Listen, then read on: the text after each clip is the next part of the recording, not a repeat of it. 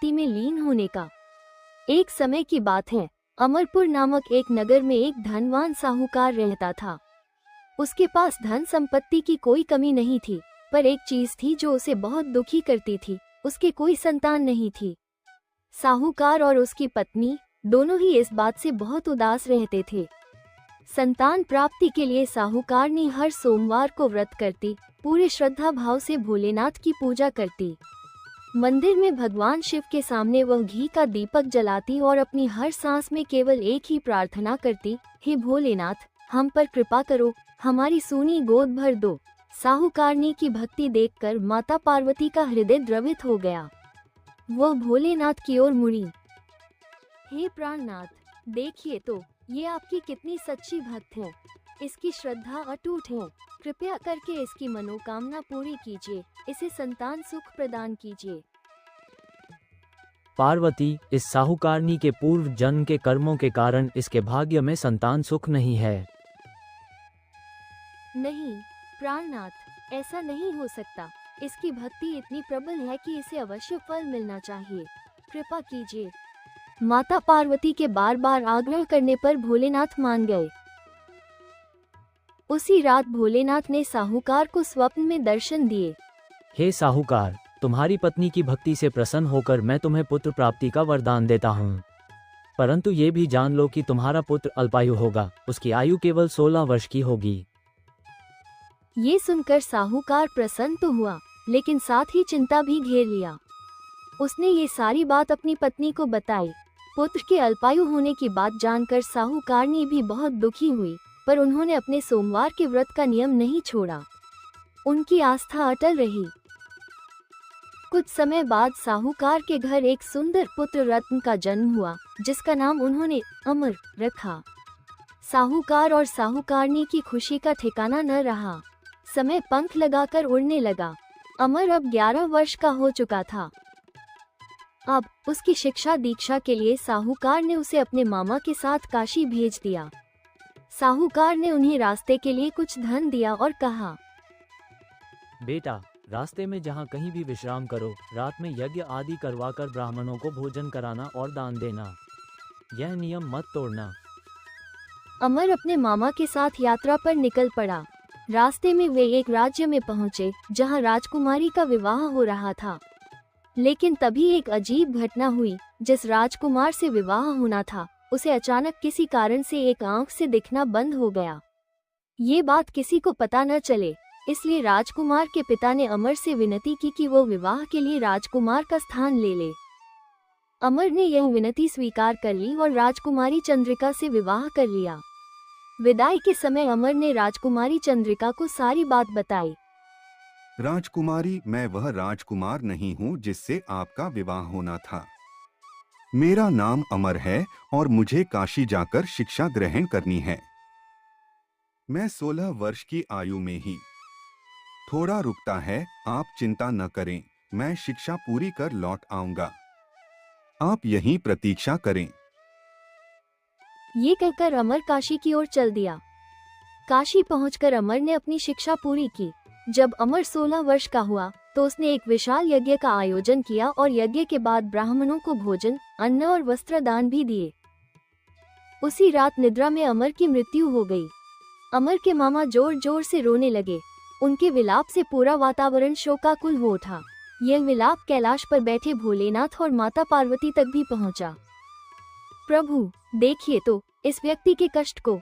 यह वही साहूकार का बालक है जिसकी आयु आपने 16 वर्ष निर्धारित की थी।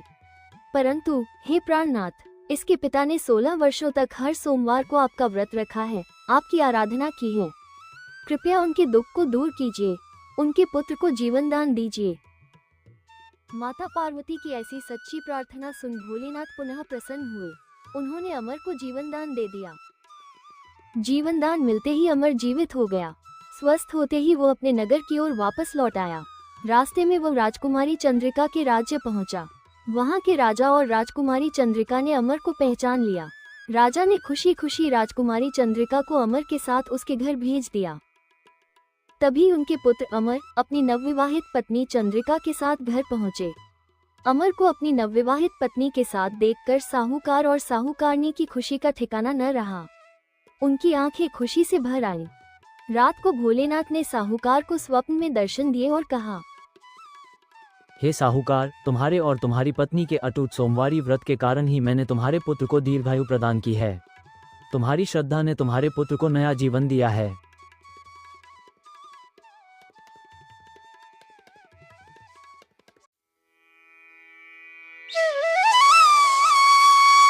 रमेश और राधा अपनी पुरानी टूटी फूटी झोपड़ी में बैठे हैं। झोपड़ी में नाम मात्र का सामान है। चूल्हा बुझा हुआ है। राधा की आंखों में उदासी है, पर होठों पर शिव जी का नाम।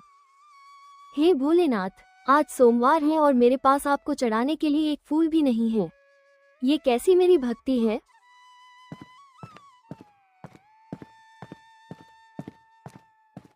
राधा, आज भी कुछ हाथ नहीं लगा। दिन भर मेहनत की, पर मजदूरी मिली मात्र 2 आने। इससे तो मुश्किल से 2 वक्त की सूखी रोटी का इंतजाम होगा। कोई बात नहीं रमेश जी, भोलेनाथ सब देखते हैं। हमारी परीक्षा ले रहे होंगे। परीक्षा की भी हद होती है राधा। हर सोमवार तुम्हें देखती हूँ, मन में संकल्प लेकर बैठती हो कि इस बार तो भोलेनाथ को खीर का भोग लगाऊंगी। पर हमारी किस्मत में तो सूखी रोटी भी मुश्किल से है। खीर कहाँ से आएगी? खीर तो एक दिन जरूर बनेगी रमेश जी। मेरा मन कहता है, मेरे भोलेनाथ इतने निर्दयी नहीं हैं। वे जानते हैं मेरी इच्छा। बस सामग्री नहीं है, पर श्रद्धा तो है ना। तुम्हारी श्रद्धा को तो मैं प्रणाम करता हूँ राधा। इतनी गरीबी में भी तुम्हारा मन नहीं डगमगाया। पर पेट तो श्रद्धा से नहीं भरता ना। पेट तो भर जाता है महादेव के नाम से। तुम चिंता न करो, आज हम जल ही चढ़ा देंगे उन्हें। राधा बहुत सुबह उठकर नहा धोकर खाली हाथ शिव मंदिर की ओर जा रही है। उसके चेहरे पर सादगी और भक्ति है। मंदिर में कुछ और भक्त भी हैं, जल चढ़ा रहे हैं। हे मेरे महादेव, हे भोले भंडारी, आज फिर सोमवार है। मेरा मन तरस रहा है आपको कुछ मीठा खिलाने को, एक कटोरा खीर का भोग लगाने को। कब पूरी होगी मेरी यह छोटी सी इच्छा? मेरे पास तो दूध है, न चावल न मीठा। क्या मेरी यह इच्छा अधूरी ही रह जाएगी? तारांकन तारांकन। तभी एक वृद्ध तेजस्वी संत मंदिर में प्रवेश करते हैं। उनका चेहरा शांत और कांतिवान है।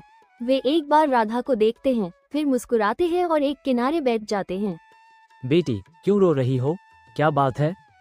महाराज, मैं राधा हूँ, भोलेनाथ की परम भक्त। मेरी वर्षों से इच्छा है कि मैं हर सोमवार उनके लिए खीर का भोग बनाऊं। पर हमारी इतनी दरिद्रता है कि हम 2 वक्त की रोटी भी मुश्किल से जुटा पाते हैं। खीर कैसे बनेगी? अच्छा, तो तुम खीर बनाना चाहती हो? इसमें क्या बड़ी बात है? श्रद्धा हो तो मिट्टी भी अमृत बन जाती है। पर महाराज, मेरे पास तो कुछ भी नहीं है। बेटी, यह एक खीर खंड है। यह मैं तुम्हें देता हूँ। तुम आज जो भी थोड़ा बहुत चावल और दूध जुटा सको, उसी से खीर बनाना और यह खंड उसमें डाल देना। बस पूरी श्रद्धा और प्रेम से बनाना। देखना, तुम्हारे भोलेनाथ अवश्य प्रसन्न होंगे। यह क्या है महाराज, और यह कहाँ से आया? ये तुम्हारे भोलेनाथ की कृपा है। बस तुम मेरी बात मानकर खीर बनाओ। और हाँ, खीर बनाने के बाद सबसे पहले भोग महादेव को लगाना, फिर किसी भूखे को खिलाना और अंत में तुम खुद खाना। आपका बहुत बहुत धन्यवाद महाराज। लगता है मेरी प्रार्थना भोलेनाथ तक पहुंच गई। आज मैं अवश्य खीर बनाऊंगी। संत मुस्कुराते हैं और चुपचाप मंदिर से निकल जाते हैं। राधा के मन में एक नई ऊर्जा और आशा भर जाती है। राधा झोपड़ी में आती है। रमेश भी घर पर है, उदास बैठा है। राधा के चेहरे पर अद्भुत चमक है। हुआ राधा, मंदिर से इतनी जल्दी, और ये तुम्हारे चेहरे पर कैसी चमक है? रमेश जी, आज मंदिर में एक अद्भुत संत मिले। उन्होंने मुझे एक खीर खंड दिया है और कहा है कि मैं आज ही खीर बनाऊं। उन्होंने कहा, श्रद्धा से बनी खीर भोलेनाथ अवश्य स्वीकार करेंगे। खीर खंड, यह क्या होता है और खीर कैसे बनेगी? हमारे पास तो कुछ भी नहीं है।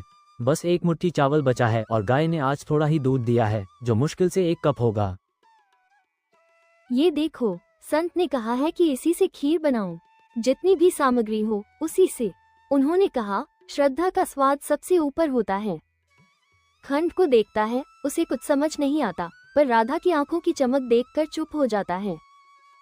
ठीक है राधा, तुम्हारी इच्छा है तो बनाओ। एक पुरानी छोटी हांडी निकालती हैं। उसमें वो थोड़ी सी लकड़ी जलाकर आग लगाती हैं।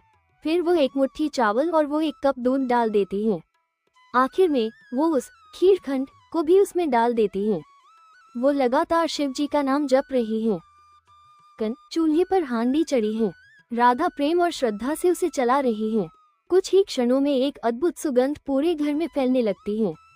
हांडी में दूध और चावल जैसे बढ़ने लगते हैं। वो गाढ़ा और क्रीमी होने लगता है। एक मुट्ठी चावल और थोड़ा सा दूध इतनी खीर बन जाती है कि एक बड़ी हांडी भर जाती है और उसमें से मीठी अलौकिक सुगंध आ रही है। तारांकन तारांकन।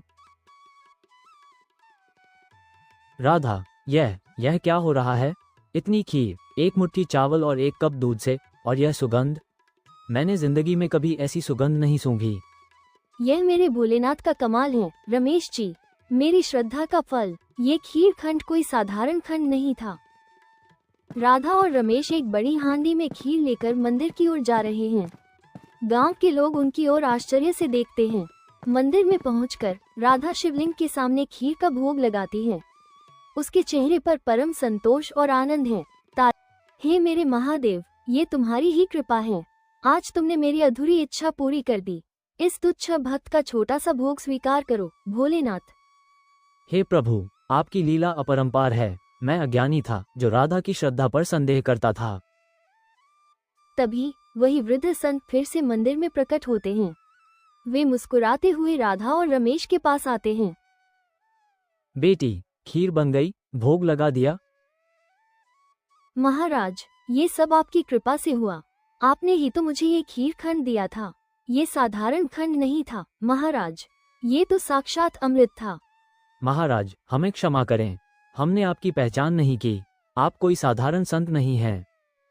उठो बच्चों, मैंने कुछ नहीं किया। ये सब तुम्हारी सच्ची श्रद्धा का फल है। जब मन पवित्र हो और भावना सच्ची हो तो भोलेनाथ छोटे से छोटे कण को भी स्वीकार कर लेते हैं। ये खीर खंड तुम्हारी श्रद्धा का प्रतीक था। अब जाओ, ये खीर पहले किसी भूखे को खिलाओ, फिर खुद भी पाओ। और यह ज्ञान हमेशा याद रखना, सच्ची श्रद्धा और प्रेम ही सबसे बड़ा भोग है। संत इतना कहकर मुस्कुराते हैं और देखते ही देखते वहां से अंतर्ध्यान हो जाते हैं। राधा और रमेश एक दूसरे को देखते हैं। उन्हें समझ आ जाता है कि यह स्वयं भोलेनाथ ही थे। वे भावुक हो जाते हैं। तारांकन तारांकन। रमेश जी, ये साक्षात भोलेनाथ ही थे। उन्होंने हमारी इच्छा पूरी की। राधा, आज से मैं भी हर सोमवार को सच्चे मन से उनकी पूजा करूंगा। आज से हमारी दरिद्रता दूर हुई।